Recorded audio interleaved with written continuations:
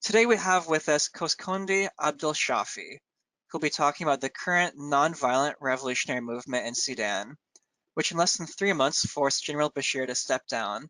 They're now pushing the Transitional Military Council to hand over power to civilians and to allow the formation of a fully civilian-led transitional government. So today we'll be looking at that pro-democracy movement, or we'll be looking at its strategies, achievements, and its future prospects. We want to ask what's next for this. So today's webinar will be about 1 hour long. We're going to have 2 separate portions for it. The first portion will be a presentation by Quscondy. It'll last approximately 30 minutes. After that, we're going to have a Q&A session where you can ask Quscondy any of your questions. So after the webinar, if you have any additional questions, you can send them to webinar@nonviolentconflict.org. We're also live tweeting the webinar right now at our Twitter @Civil Resistance. So during the webinar, if you hear something you want to tweet, or if you see something from ICNC that you want to retweet, you can definitely join that conversation. Just search for the hashtag ICNC webinars. We will be posting this webinar on our website after it's finished, and then you can also find us on Facebook or on Twitter. Before we hear from Quscondy, I'm just going to give a brief introduction. So Mohammed Quscondy Abdulshafi is a human rights activist and independent research consultant working with the various organizations in peace building and governance research. So he's a founding member of the Darfur Student Movement, which is a student-led organization against the genocide in Darfur. He's a winner of the Civil Society Leadership Award from the Open Society Foundations and was previously a research fellow at Peace Direct. Quscondy has been involved in nonviolent movements in Sudan for over a decade and has been essentially in exile from Sudan for the last 10 years. On your screens, you see a photo of Quscondy in 2005 at Khartoum University at one of the nonviolent actions there. Quscondy is in the middle of that photo. So his research interests include peace building, civil resistance, and youth participation, and he's worked in peace building in East Africa for the last decade. So I'm going to go ahead and turn the screen over to Quscondy, and we'll get started with our presentation. Welcome everybody. I'm very happy to be here with you guys and have to spend this 1 hour webinar to really have discussion in a very good manner or in a very active engagement on what's happening on Sudan, particularly the nonviolent movement that sparked a few months ago. I am very happy to be with you guys all here. And first of all, thank you, the International Center for Nonviolent Conflict. And thank you for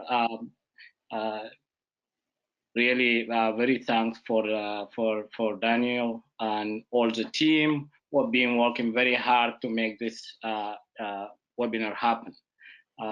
Special thanks for all the efforts and all the support from your team in last few weeks to go through this and make this happen. I am really happy for all the participants who are here, and I hope this could be a useful webinar or useful session where you can learn a lot on what's happening in Sudan, but also for those who have interest to really further their career or further their research on Sudan and nonviolent movement, that this could help them to go further for that. So to make it shorter, I really wanna for us to go through and give the agenda. So today we will discuss the context and background of Sudan, and also go through the triggers, what are the issues that have triggered the nonviolent movement that toppled the dictator, Omar al-Bashir, on 11th April last month.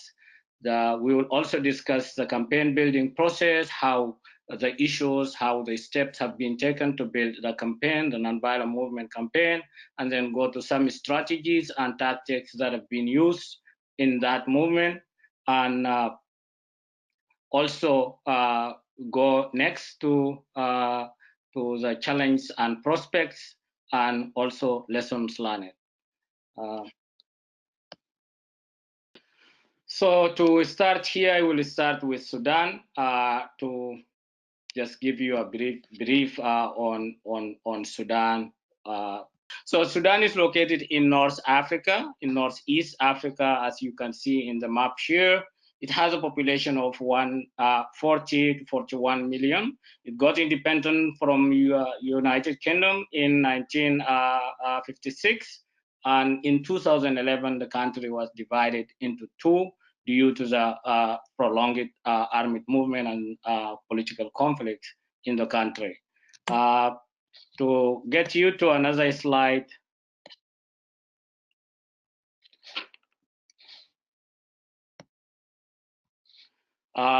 Give some background of Sudan. Here is the map shows just the data how the Sudanese political context have been looking through last 64 years since the independence. You will see the country in the diagram where you see the red part of the diagram was the time which is spent by the military dictator rule. The green are either transitional period or short elected democracies that have never lasted for long until the military come back. So the three photos on our right are the three military dictators who ruled the Sudan in last 60 years. And 52 years out of 63 are ruled by the military. And the Sudanese politics is all in this circle of having weakly elected government which fails, and then the military comes from the barracks and takes the power and continue ruling the country for a long time, and then the people get organized again and do a non-violent movement and topple the government and make a transitional government and make a democracy and fails again and go back to the same circle. So this circle have been the circle that Sudanese politics have been in throughout last 5 years. That's 64 years. This next slide shows the context since 1989. This government of 1989 is different from the other military government that have been ruled Sudan. First, because it was a very critical combination between the military that have been ideologized or trained Islamists in the National Armed Force and the Party of National Islamic Movement. And since they came, they did in 1989, they militarized the politics and they militarized the state. So you will see the upper photo. These are the students in the university that are part of ruling party and having sticks. They are also armed. They are going to attack other students for doing a peaceful protest. The down here, these are called Popular Defense Force. These are party affiliates that have been trained to carry on the conflict and war in South Sudan as jihad. So to do this, the government alienated all the middle class. They control it, the whole civil society sector, the public sector, by introducing new law where they dismiss over 20 or 50,000 of public servants in the first 6 months of the military corps, and they fill it up with their cadres. So the whole state, including military, including the military sector, public sector, health, education, are all changed to given the leadership to people who are affiliated to the party. As a result, the country gone to the war and declared the civil war in South Sudan from a political civil war to a jihad. So a lot of this conflict have been happening until led to South Sudan secession, but the conflict did not end. Majority of the national resource goes to the conflict, as you will see in the diagram down here, where 70% of the national resources goes to the war, support the conflict. Just to give you in the second slide, gives the triggers and what was the situation in Sudan before December. It was that the whole public service, the basic needs, including the bread. You will see the long line of gas. People are lining to buy the gas, which is not there. The same in the fuel station, the same in the banks where people want to withdraw money. So the public life completely destroyed, no service. And this was coupled with the oppression. I will see in the right up the picture, the photo. You will see the national police, the police forces shaving a young man by having lazy hair, not clean.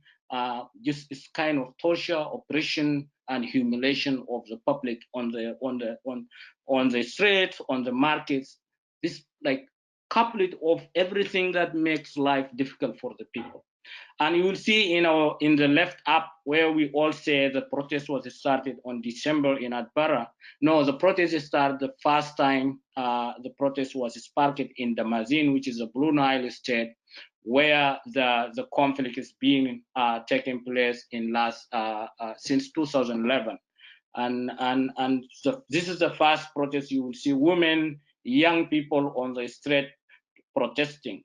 This was 13th December 2018, and then followed by the largest protest, which was in Atbara. And that was the biggest protest because it's the first time people break the fear. When they broke the house of the National Congress Party, but also the military was the first time that the National Armed Force sided with the protesters.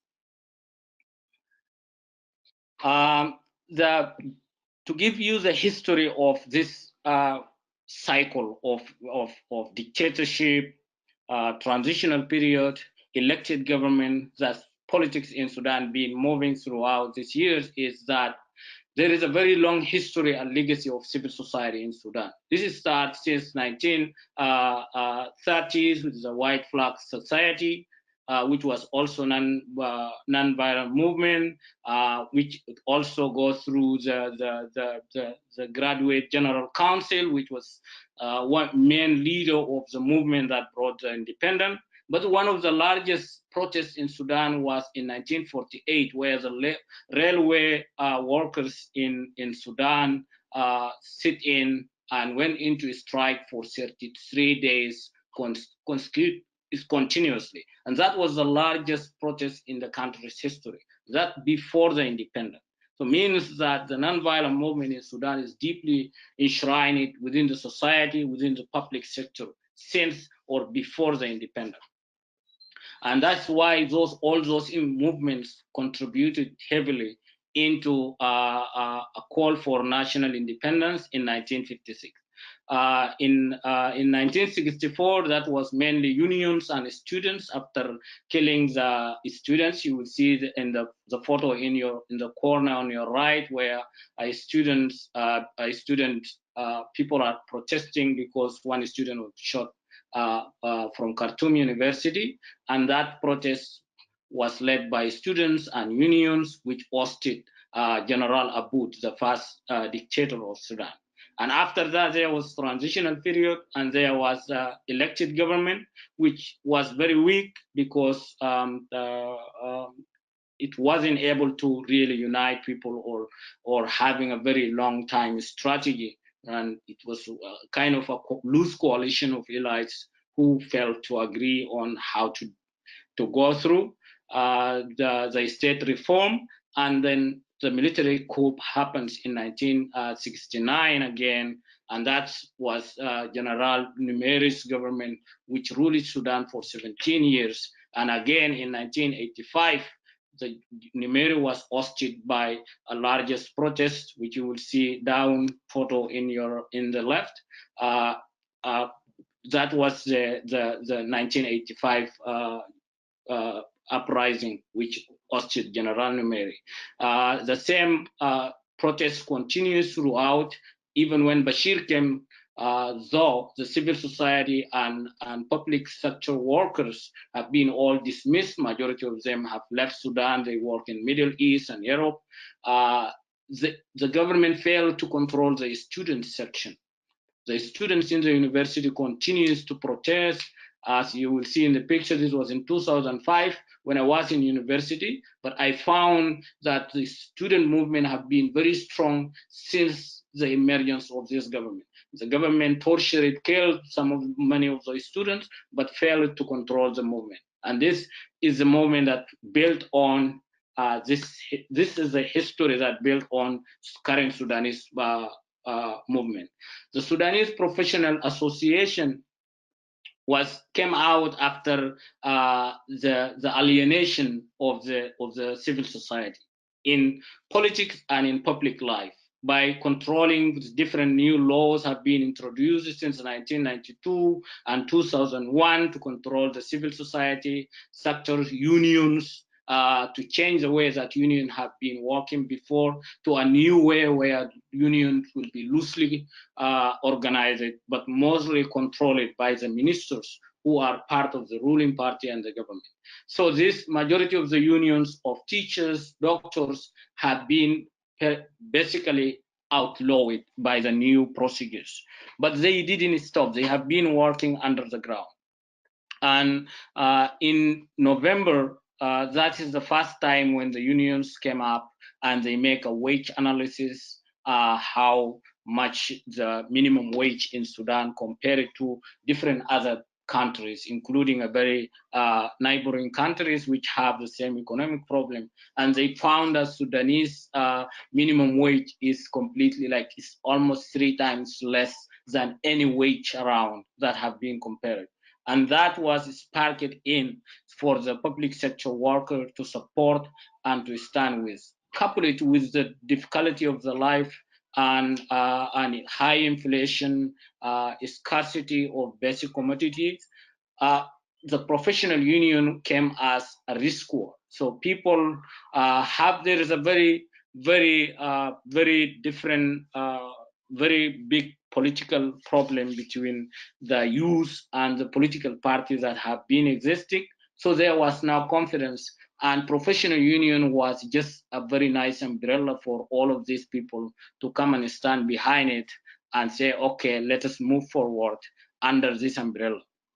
So after that conference, the government was arrested several activists, unionists who have been working through because they were threatening to protest, and that arrest of the leaders makes the unions activists to go underground. So they are mainly working. The government doesn't find who's organizing this protest, what is going on, but they have been working a lot and bridges the gaps that have been existing. Another thing that the procedure of building the campaign went through was the unity of the short purpose. The unity of the short purpose was just okay. Let's disagree, but this government has to go. The task good bus campaign, which is must fall, and that is all. So everything should start after this government fall.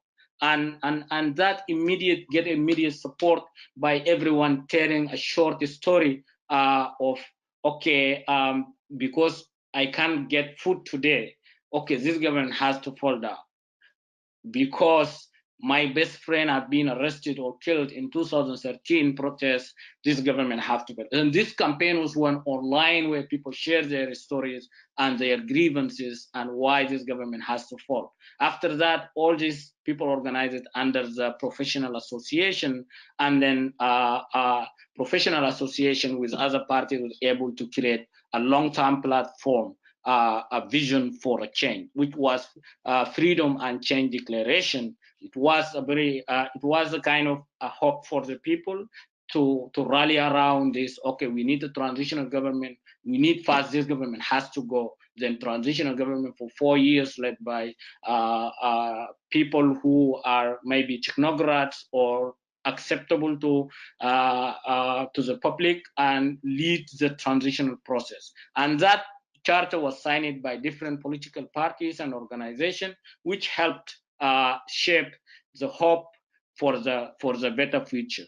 So like then under every party that signed this called Freedom and Change Declaration Force, which are the main organizer and major leader of the protest and the movement.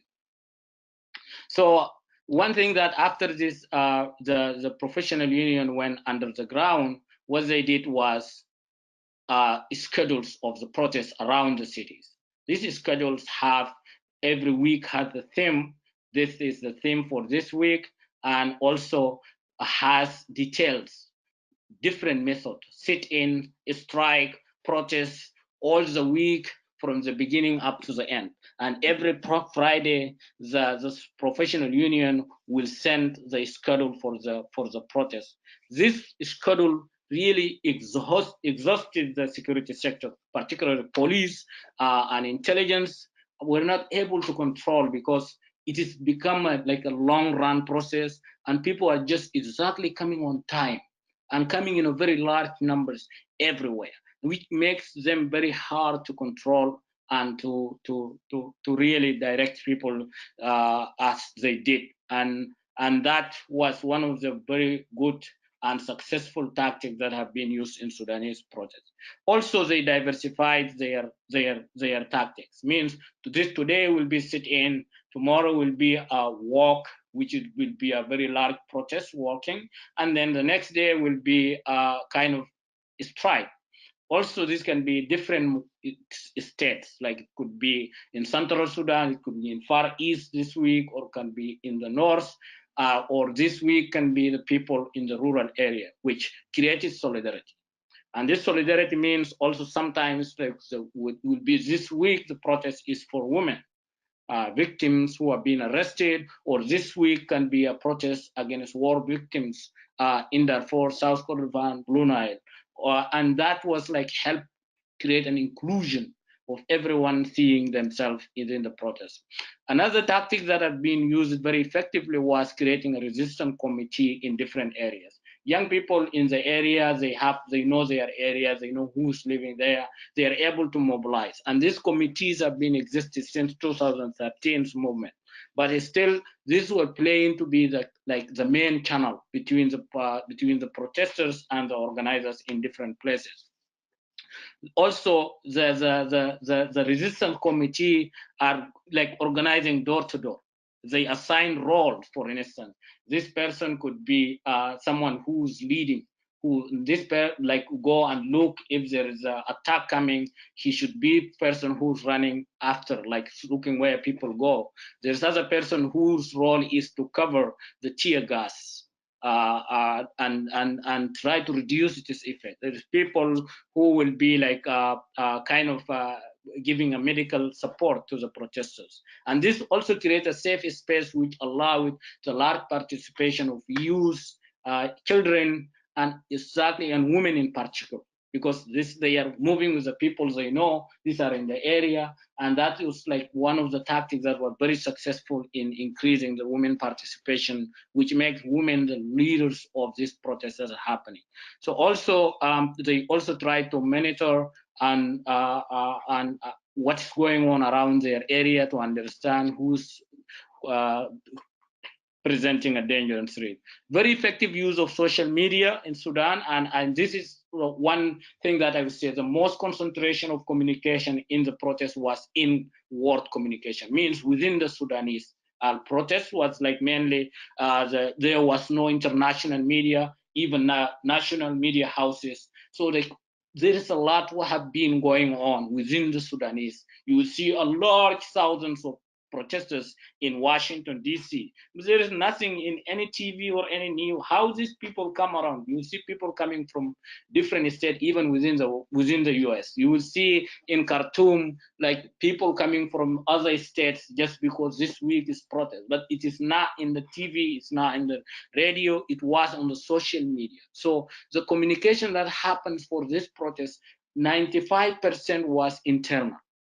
And in the beginning, it was always almost like 10 to 5% was known to the other people. It was mainly internal communication until the fall of the government. That's when international media gave attention and get to know what is going on. So the media, social media, really replaces or organized or original media houses. VPN they use when door to door, they installed VPN to everybody. So the government failed to control the media because of these techniques that have been used. Women participation. This is the women movement in Sudan. Why? Because women are like under the ladder of the torsion oppression of this government. And you will see in your right the picture of women lashed because she wear trousers. And this is a kind of daily life of the women in Sudan. They have different, like the general livelihood, economic problems. They have also this fear of just can be judged or can be tortured and imprisoned just by what kind of clothes they wear. And that was kind of the reason that women have a very high stake of this regime being continued. That's why they have been in the front line of resistance. Also, there is a very increased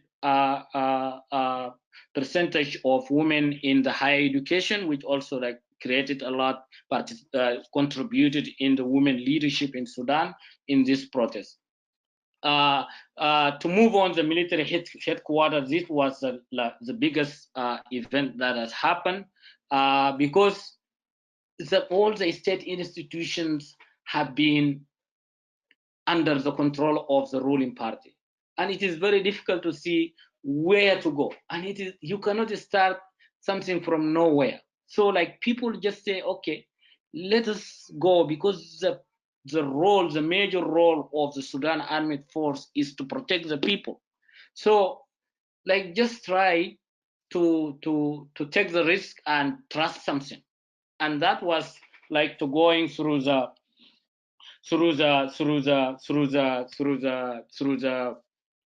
military headquarters. And actually, when they went there and they faced with the children and women, the military was able to stand with the people. There is a very different factors that contributed to the success of the protest. I mean, some of them are internal, but others are external. The internal are the division within the party regime, because the allies started like, okay, Bashir, you took too long, we need somebody else, and that was contributed into weakening of the government. Demographic change, there's a lot of like Sudan is 64% young people, which they are all alienated from the national institutions and political institutions as well. There is the non-violence method, very deep commitment to non-violent movement has contributed into continuation of the and success of this, and also internal focus than external. ICC and international sanction, particularly the U.S. sanctions, played a very strong role on decapacitating the government capability to carry on violence. Because okay, so economy is collapsed, they have not have solution for the people's problem, but it's still like, okay, they don't have power or money to go to wage war again. And I think it was one of the strongest factors of the government failure. So the prospect and challenge. The main prospect is to break that cycle. This revolution has to break that cycle of weak and failed government that allows military to come back to do the military coup. And to do that, there has to be very, very serious, deep state reform. This state reform could include political, social, and economic reform, but also include a very strong transitional arrangement where it would be the justice part of it, but also the transitional justice part of it, where there will be a reconciliation and healing, but also take a very strong, deep steps to state reformation and building a sustainable democracy.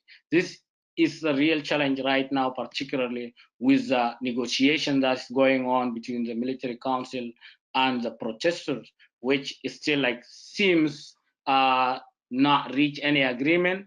And I'm just hope that will happen, that they reach some kind of agreement which allows the 3 years period to have a very serious state reform, but also to have less role for the military and allow the civilians to take the action. Lessons learned in my final slide. In Sudanese protest, one thing, there's few things that we could learn on. First of all, we always think that divided society can hardly have successfully organize the movement. And I think Sudan, this experience of people uniting under doctors. Doctors heal anybody. They don't see your color. They don't see anything. And I think like people can see alternative institutions that are very uniting to the people could be a very useful tool for uniting divided nations to carry on nonviolent movement. Also, in Sudan, one thing that happens, the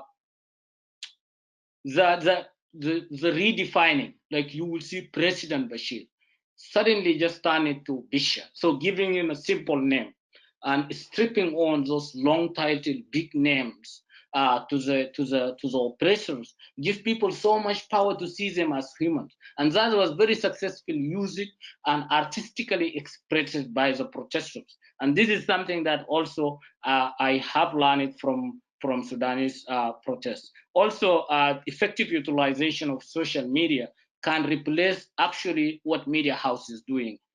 In Sudan, that was something that I've also realized. Also, the NGO, like there's a lot of NGOization of development. I think in Sudan, what has happened, the actors that led the change that is happening now, they were all out of the radar of the development aid. And I think we're rethinking how development aid, how peace building support is being channeled, particularly in countries or places like Sudan. After this experience, it really needs rethinking of what kind of actors could be targeted when it comes to peace building and supporting and empowering people. International is less important unless you are able to shape the agenda. That's what Sudanese did. There was a very less concentration of what's going on international, what kind of position will be taken. Also, the relationship between the women participation and the nonviolent action. Actually, like there was a lot of things to learn on Sudan on how women have been participated in this action. And how they were being, because of their participation, like the movement having gone to the violence as it was in 2013.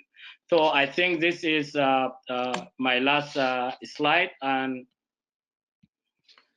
these are the sources. I hope I have been able to touch on some important issues, and thank you. Great, thank you, Quscondy, for that incredible presentation. It was really helpful to see from your personal experience and your in-depth analysis what you think of the current situation in Sudan as well as the future. So we're going to go ahead and open up the floor to questions. And we want to remind people that you can ask questions in two different formats. So you can either ask a question on the air, or you can ask a question in the question box. So we already have a few questions coming in. I'm going to go ahead and let's see. And again, if we can't get to every question, we'll be sending out the answers over email. So I had a question from Chad Cunningham, which I think would be an interesting question. So Quscondy, this is from Chad. The question is, are the concerns of the Christian minority and the subject of religious freedom being addressed by the pro-democracy movement? That's a very interesting question. And I think on the protest, there was a day on the sitting in the military headquarters, and it was people want to go to pray, but it was a time where attack was imminent from the government security. And you see the Muslims praying and the Christians holding the hands, protecting them while they were praying, at a true experience of the union and unity. You have this minority, for instance, the minority Coptics who have been like very tortured throughout this government years. They are very strong part of the sitting. They have organized for a very big iftar in the sitting, and you will see how powerful that was and having this kind of addressing this, like bringing these voices out, because they have been living through the oppression all these years. So I think, yes, it's been a major consideration of the protesters.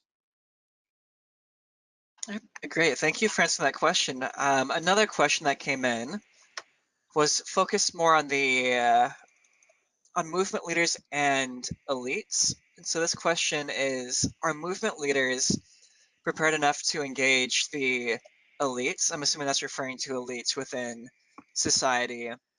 And then the second part to that question is, how are these movements resisting co-optation?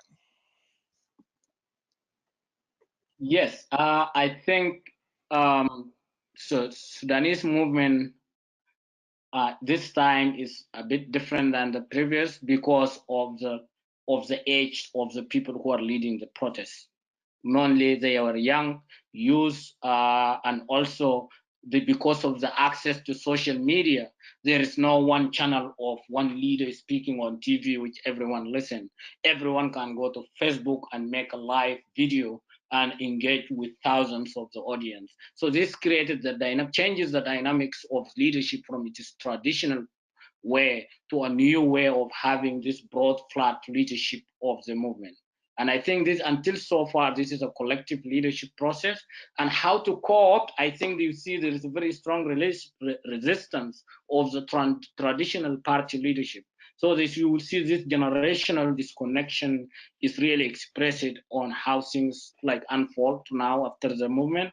So I think there is a very good hope for me, like to see that youth are coming back to the leadership or in the protest after the success of this protest. Great. So we're going to go ahead and see if there are any people who want to ask a question live on the air. So if you do have a question that you want to ask Quscondy directly, just go ahead and raise your hand and I will unmute you.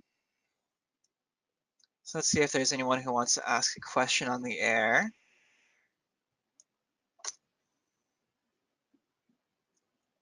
So we have a hand raised from Rila. So Rila, I'm going to unmute you and you can go ahead and ask your question to Quscondy. Wonderful, thank you. Salam alaikum, brother, and Ramadan Kareem. Thank you so much for your presentation. Thank you so much. Appreciate it, Ramadan Kareem. Allahu Akram. I especially appreciate your discussion on the role of women and how they are the front line of this resistance movement. I wanted to ask your opinion regarding the Sudanese diaspora abroad. Several protests were organized in the US, in the UK, in France, and around the world. And several of the Sudanese professional association members live abroad, such as Dr. Sarah Abdul. So I just wanted to get your input regarding the power of the diaspora abroad in helping the resistance movement at home in Sudan.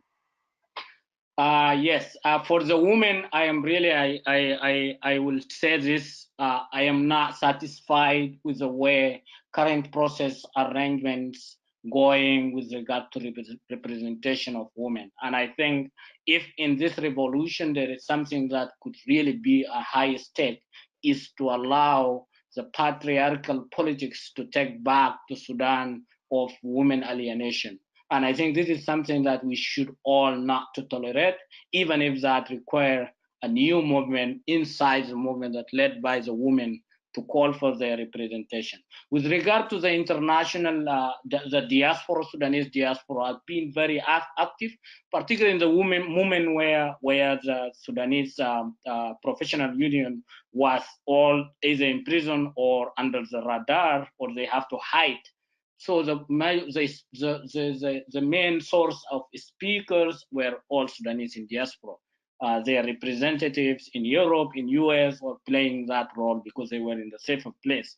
But also Sudanese diaspora contributed with a lot of fundraising money to facilitate this support, and also lobbying and advocacy throughout Europe and US, which was like in Sudan, in US, in Washington, in March, like then there was around 7,000 to 9,000 Sudanese protests in Washington, D.C., which is giving a lot of reflection. So I think they played a very strong role, but with the women, I think there's a lot needs to be done. Hey, thank you, Quscondy. I see we have another hand raised, and just another additional moderation note. Once people ask their question on air, I'm going to go ahead and mute them, just so we can avoid any background noise. I see Sandra, you've had your hand raised. So Sandra, you're unmuted. You can go ahead and ask Quscondy your question.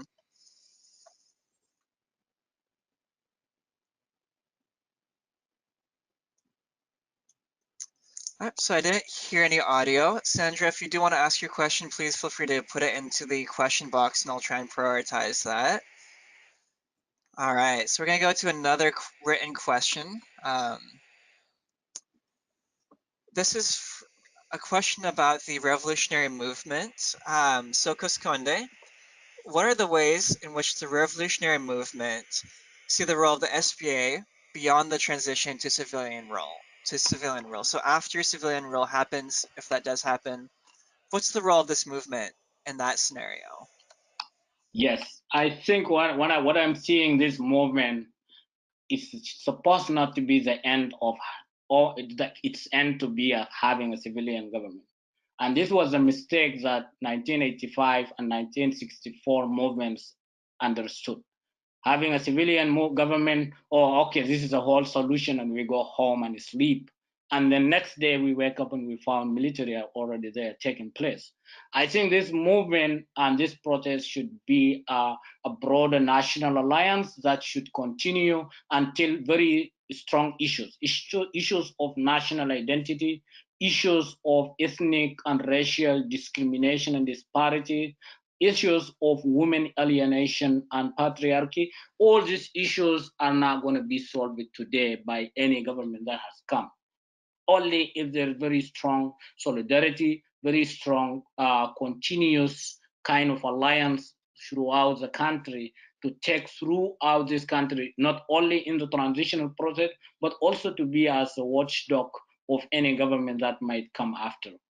So I think this movement should be looked as a continuous process more than as something that just happened and will end tomorrow if the government is formed to lead the transitional period. All right, so we have another question that I think is similar. So we've had several questions come in about the role of violence and that there have been some various violent movements and actions. And so I'd love to get some more perspective from you, Quscondy, as to how do you reconcile the perhaps different priorities between nonviolent movements, the military, and then other movements and elements that are more prone towards using violence? And do you see how those different groups could work together for a future civilian government?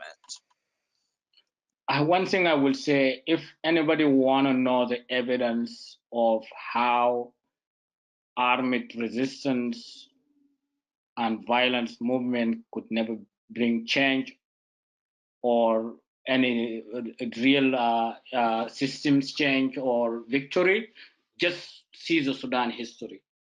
We have armed movement since 1968 and continued until 72, was not able to change the government.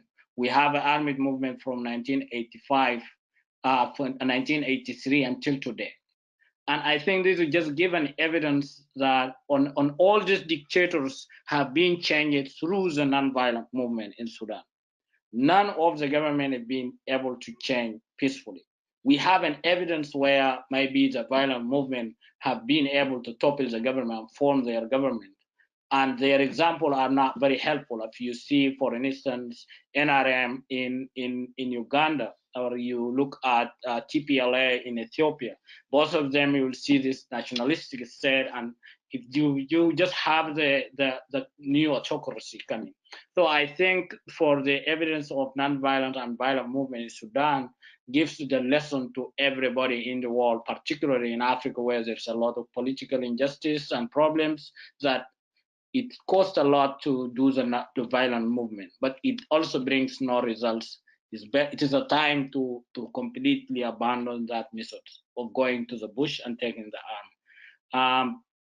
With regard to the prospect, I think it's like, so this could be a turning point of how to deal with the armed movement that exists. We have different functions and groups that they are being in any way part of success of the movement because of their pressures that they put to the government throughout to exhaust the resources.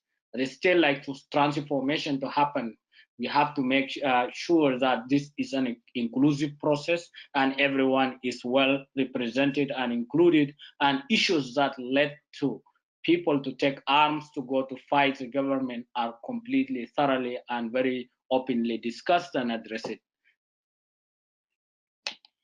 Okay, thank you for that really helpful analysis. A follow-up question to that from another participant.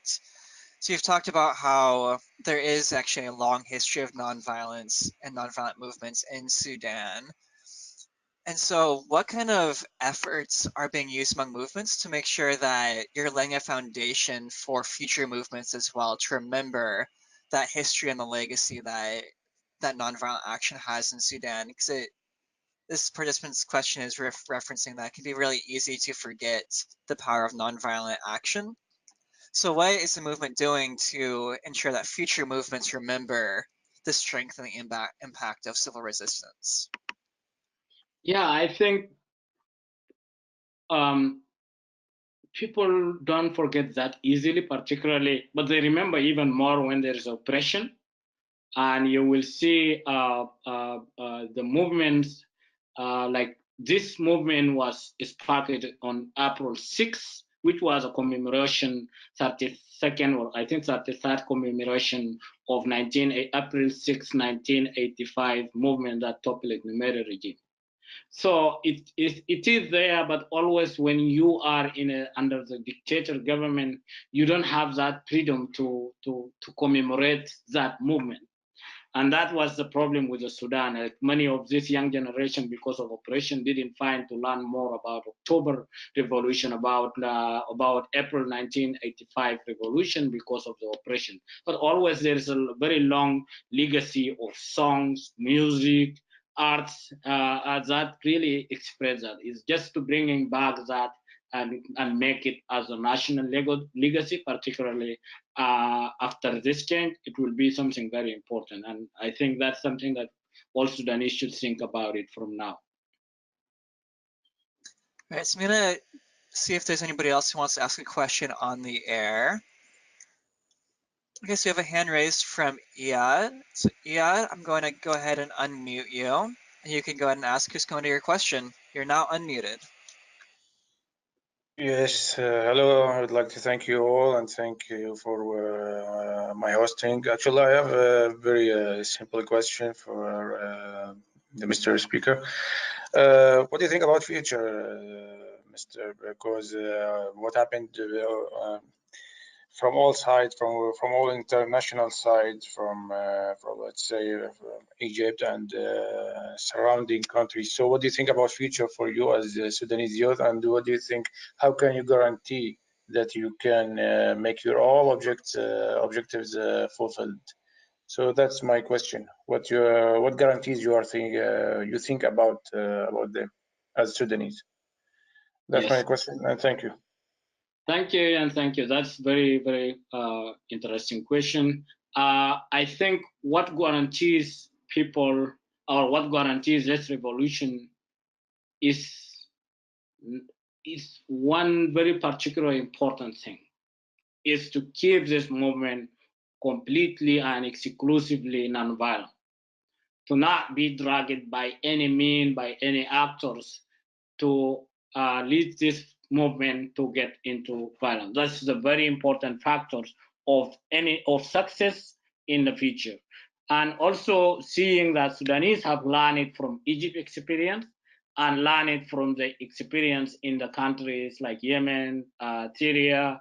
And I think and that was major fear, that major rhetoric that the government have been using all these years. If you topple us, you will be like the other country. But Sudan has that legacy. And I think it is very important to see that was very likely because we already have armed movement fighting in the bush with the government for many years. So what makes Sudan not to be the same as Yemen? Why it's not? No, because Sudan has this institution which as state wise have that thing, like has a civil society, has the political parties that are strong, compared to other examples that are around. And I think what it needs is like to continue this is need to reform politics, but also for people to more continue on unity, avoiding division, but also keeping the nonviolent aspect of the movement strictly clear and follow it. All right, so we have about 5 minutes left in this webinar. We will be ending on time at 1 o'clock. So we have a time for maybe 2 or 3 more questions. So a question that just came in that is a similar question that we've been talking about violence and nonviolent discipline. One question is, how did you handle agents provocateurs? So how did you handle people who might have been trying to enter into the movement with the express goal of trying to cause violence and trying to cause people to act outside of that nonviolent commitment that you've talked about? I was watching a video in Khartoum where National Intelligence Security, these are like the party affiliate security, came and attacked the protesters, and they came to like run over with the car, and their car just flipped it, and the guy was get out. He was the one who driving to kill the people, and he get out, and like people wanna like protesters like they just tell him, we are your brothers, we are not gonna hurt you, though you came to hurt us, and they let him go. And I think that gives an example of these people. If the governments have in the region where I came from, in Africa and East Africa, to buy AK-45 is cheaper than having a quarter pound of improved maize seed. So it is very accessible to have guns, to do the violence, to kill the people. And that is why it is not any useful of having violence or say, oh, I want to buy a gun bigger than the one which government can afford, so I can kill more, and because and scare the government. And this because the war is the act of violence. It's only the most violent the one who win the war. And the state apparatus are designed to be violent. So you have people, military, their role is to kill people and having guns and arms. Resisting this with their method is just a trap. So I think it is very difficult. It's hard to see your brother or your friend is being tortured in front of you and you just keep silent. It is very hard, but it really works in Sudanese experience and in many other experience. It really changes. So everyone wants legitimacy. If you want to fight and nobody want to fight you, it won't be interesting. And thank you so much for that information, Quscondy. So we are going to wrap up the webinar right now. We unfortunately don't have time to get to every single question. There are a lot of really great questions that people have put into the question box. So what we're going to do is we're going to pass these questions over to Quscondy, and he'll write out some written responses to all the questions that we've received. And then within the next week or so, you're going to be receiving a recording on this webinar. You also receive his answers to those questions. So I want to make sure that you're able to continue staying up to date on Sudan and on the nonviolent struggle there. So from ICNC, we just want to thank everyone for joining this webinar. If you do have any questions afterwards, feel free to send them to webinar@nonviolentconflict.org. And thank you everyone for joining us today. Quscondy, do you have any last words before we close the webinar? Yeah, yes, thank you everybody, and thank you for International Center on Nonviolent Conflict for organizing this. And I hope everyone, either academic or activists who want to change the world, I think there's a lot to learn from Sudanese experience, where we have a dictator who was indicted by the ICC and has nowhere to go, but is still being chased and hosted by children and women on the street. This is a very strong lesson to learn from Sudan, and I think we can further our studies, research to see how this could be useful to different contexts. So thank you so much, and thank you everybody. Great, thank you everyone for joining us today, and we can't wait to send you some more information later. Thank you so much. Thank you, Dan.